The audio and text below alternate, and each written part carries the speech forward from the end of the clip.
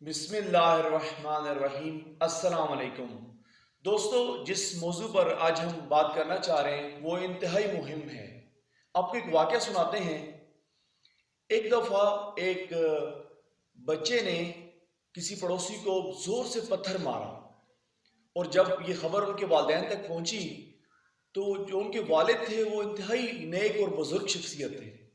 وہ کافی پریشان ہو گئے اور اس سوچ میں پڑ گئے کہ کہاں مجھ سے غلطی ہوئی ہے، کوئی میں نے خدا نخواستہ کوئی گناہ کیا ہو یا کسی کے ساتھ کوئی زیادتی کی ہو جس کا مجھے یہ صلہ ملا ہے کہ میرے بچے نے کسی کو اٹھا کے پتھر مارا ہے، یعنی میرے بچے کے اندر یہ چیز کیوں آئی ہے۔ انہوں نے بہت غور و فکر کیا، بہت سوچا، لیکن نہیں سمجھ پائے۔ پھر انہوں نے اپنی بیوی سے پوچھا کہ آپ بتائیں، آپ سے کوئی غلطی تو نہیں ہوئی؟ انہوں نے بھی بہت سوچا۔ انہوں نے کہا مجھے یاد نہیں پڑتا کہ ہم نے کوئی گناہ کیا ہو یا مجھ سے کوئی غلطی ہوئی ہو۔ بہت سوچنے کے بعد انہوں نے کہا کہ البتہ ایک بات میرے ذہن میں آتی ہے کہ جب یہ میرے پیٹ میں تھا، جب میں حاملہ تھی، اس وقت میں نے پڑوسیوں کا ایک پودا تھا، اس سے جو ہے نا وہ باہر انار جو ہے نا باہر کی طرف جھکا ہوا تھا، اس میں نے ناخن کو چبو کے وہ منہ میں ڈالا تھا اور اس کو چوسا تھا۔ تو اسی وقت جو ہے نا وہ جو عالم دین تھے، جو بزرگ تھے، انہوں نے فرمایا کہ اسی غلطی کی ہمیں یہ سزا ملی ہے کہ ہمارا بچہ جو ہے وہ اس طرح بد اخلاق ہے اور اس نے پڑوسی کے بچے کو جو ہے نا وہ زور سے پتھر دے مارا ہے۔ لہٰذا دوستو، یہ موضوع انتہائی مہم ہے اور یہ بات کوئی سادہ نہیں ہے۔ بچے کی تربیت اس وقت سے شروع ہو جاتی ہے جس وقت وہ ماں کے پیٹ میں ہوتا ہے، اور یہ بات آج کی سائنس بھی ثابت کر چکی ہے۔ جو کچھ بھی ہم بولتے ہیں، جو کچھ بھی ہم دیکھتے ہیں، جو کچھ بھی ہم کرتے ہیں، ان تمام چیزوں کا، حتیٰ ہمارے ایموشنز اور ہمارے ایٹیٹیوڈ کا اثر بھی بچے کے اوپر پڑتا ہے، شخصیت پہ۔ ہم سب جانتے ہیں کہ ایک بچے کی جو شخصیت ہے وہ 7 سال میں ڈیولپ ہو جاتی ہے۔ لہٰذا بچہ جب ماں کے پیٹ میں ہوتا ہے اور جب بچہ چھوٹا ہوتا ہے، جس وقت وہ چیزوں کو سمجھ رہا ہوتا ہے یا جس وقت وہ بول نہیں پاتا، ہمیں یہ لگتا ہے کہ شاید بچہ جو ہے وہ کچھ بھی نہیں سمجھ رہا، لیکن بچہ ماں کے پیٹ کے اندر اور باہر آنے کے بعد ہر چیز کو انڈرسٹینڈ کرتا ہے، ہماری باتوں کو، ہماری گفتگو کو، ہمارے ایٹیٹیوڈ کو، ہمارے ایموشنز کو، ایک ایک چیز کو نوٹ کرتا ہے۔ اور یاد رکھیے گا، بچہ وہی کرتا ہے جو وہ دیکھتا ہے، بچہ وہی کرتا ہے جو وہ آبزرو کرتا ہے۔ اور بچے کی جو پہلی درسگاہ ہے، بچہ جہاں سے پہلی دفعہ چیزیں سیکھتا ہے، وہ ماں کی گود ہے، وہ اس کا باپ ہے، اس کے والدین ہیں۔ لہٰذا ہمیں بہت زیادہ متوجہ ہونے کی ضرورت ہے کہ ہم بچوں کے سامنے رول ماڈل بنیں، ہم بچوں کے سامنے آئیڈیل بنیں۔ ہمیں والدین کو آئیڈیل ہونا چاہیے۔ جس وقت بچے کا یہ آئیڈیل ٹوٹتا ہے، بچہ پریشان ہو جاتا ہے، بچے کا دل ٹوٹ جاتا ہے جب وہ دیکھتا ہے کہ خدا نخواستہ میرا باپ جھوٹ بول رہا ہے، جب وہ دیکھتا ہے کہ خدا نخواستہ میرا باپ حرام کی کمائی کرتا ہے، یا وہ دیکھتا ہے کہ میرا باپ غصے میں آتا ہے یا گالی نکالتا ہے خدا نخواستہ، یا جب وہ دیکھتا ہے کہ میری ماں غیبت کرتی ہے، میری ماں جو ہے وہ نماز نہیں پڑھتی، میری ماں جو ہے وہ اپنے یعنی میرے باپ کے ساتھ بدتمیزی کرتی ہے یا خدا نخواستہ گالی نکالتی ہے۔ یہ وہ تمام چیزیں ہیں جو ہمارے معاشرے کے یہ مسائل ہیں، جس وجہ سے ہم سب یہ چاہ رہے ہیں کہ ہمارے بچے اچھی طرح سے گرو کریں، ہم یہ چاہ رہے ہیں کہ ہمارے بچوں کی اچھی تربیت ہو، ہم سب یہ چاہ رہے ہیں کہ ہمارے بچے بہت اچھے لیول پہ پہنچیں، بہت بڑے آفیسر بنیں، ان کا بہت بڑا نام ہو۔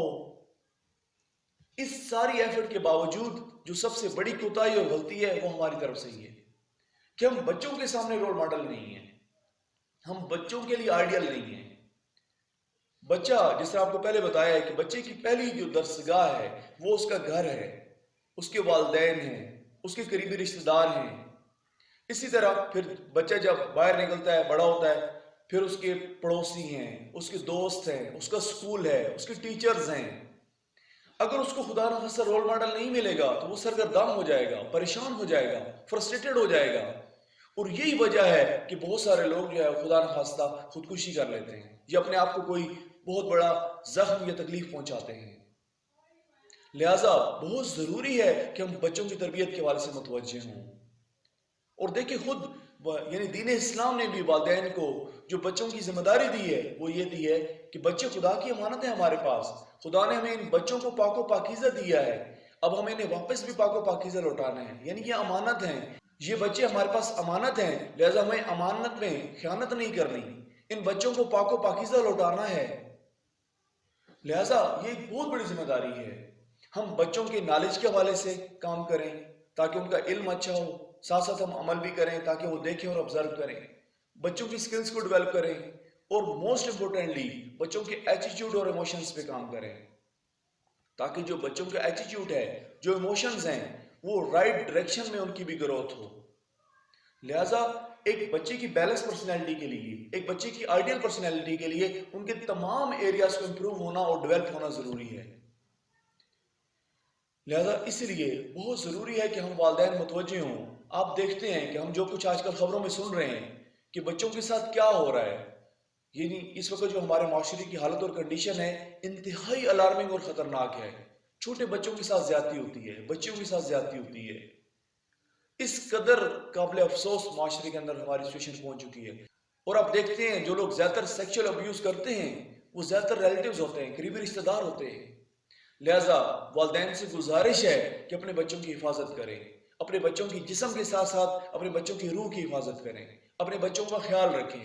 یہ بچے امانت ہیں ہمارے پاس خداوند متعال کی، لہٰذا ان بچوں کا بہت زیادہ خیال رکھیں، ہر وقت بچوں کا خیال رکھیں۔ اس وقت ایسا ماحول نہیں ہے، ایسا معاشرہ نہیں ہے، ایسے حالات نہیں ہیں، باہر دندناتے درندے پھر رہے ہیں، ہم کیسے اپنے بچوں کو ان کے حوالے کر سکتے ہیں؟ آپ کیسے بچوں کو چھوڑ سکتے ہیں؟ آپ کیسے بچوں سے غافل ہو سکتے ہیں؟ یہ ایسا نہیں ہے کہ ہم فقط باتیں کر رہے ہیں، میں بہت سارے ایسے افراد کو جانتا ہوں، ہم بہت سارے ایسی فیملیز کو جانتے ہیں اپنے رشتہ داروں کے اندر اور ہمسایوں کے اندر جو اپنے بچوں کو دوسرے رشتہ داروں کے گھر بھیج دیتے ہیں، یا اپنے بچوں کو دوستوں کے گھر بھیج دیتے ہیں کہ آج تو میری بچی فلاں دوست کے گھر رات رہنے گئی ہے، آج تو میرا بچہ فلاں رشتہ دار کے گھر رات رہنے گیا ہے۔ یہ رات رہنے والا کنسیپٹ کہاں سے آیا ہے؟ رات رہنا آپ کیسے اپنے بچوں کو ان درندوں کے انتہائی معذرت کے ساتھ، لیکن معاشرے کے اندر چونکہ یہ جو خبریں جو کچھ آ رہی ہیں ہم میں سے ہی افراد ہیں نا، یہ معاشرہ ہم سے ہی مل کے بنا ہے نا، اس طرح کی جو خبریں آ رہی ہیں انتہائی خطرناک قسم کی، ہم میں سے ہی افراد ہیں نا جو کچھ یہ کرتے ہیں۔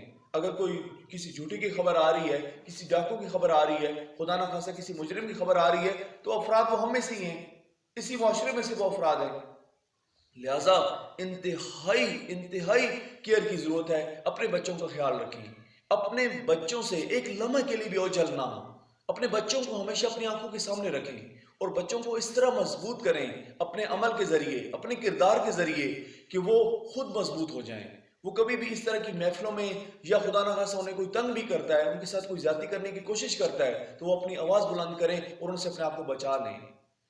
ان تمام مسائل کا واحد ایک ہی حل ہے کہ ہم خداوند متعال کی طرف پلٹ آئیں، ہم قرآن پاک کا مطالعہ کریں، اس کے اوپر غور و فکر کریں اور اس پہ عمل کرنے کی کوشش کریں، ہم دین اسلام کی طرف پلٹ آئیں۔ دین اسلام ہی فقط وہ لائف سٹائل ہے جو نیچرل ہے، جو فطری ہے، اس کے علاوہ ہر طرف سے ناکامی ہے۔ پوری دنیا ہر طرح کی آئیڈیالوجی، ہر طرح کی اسکول آف تھاٹس، ہر طرح کی فلاسفیز اور ہر طرح کی چیزوں کا مشاہدہ کر چکی ہے۔ اب دنیا پلٹی ہے خداوند متعال کی طرف، دین اسلام کی طرف اور قرآن پاک کی طرف، لہٰذا ان تمام مسائل کا جو حل ہے وہ قرآن پاک کے اندر ہے۔ خدا سے دعا ہے کہ خدا تعالیٰ ہمیں اپنے بچوں کی اچھے انداز میں تربیت کرنے کی توفیق عطا فرمائے۔ خدا سے دعا ہے کہ خدا تعالیٰ ہمیں دین اسلام پر اور قرآن پاک کی تعلیمات پر اور رسول اللہ صلی اللہ علیہ وسلم کی سیرت پر حقیقی معنوں میں عمل کرنے کی توفیق عطا فرمائے۔ انشاءاللہ کل ملاقات ہوگی ایک نئے موضوع کے ساتھ، تب تک کے لیے اللہ حافظ۔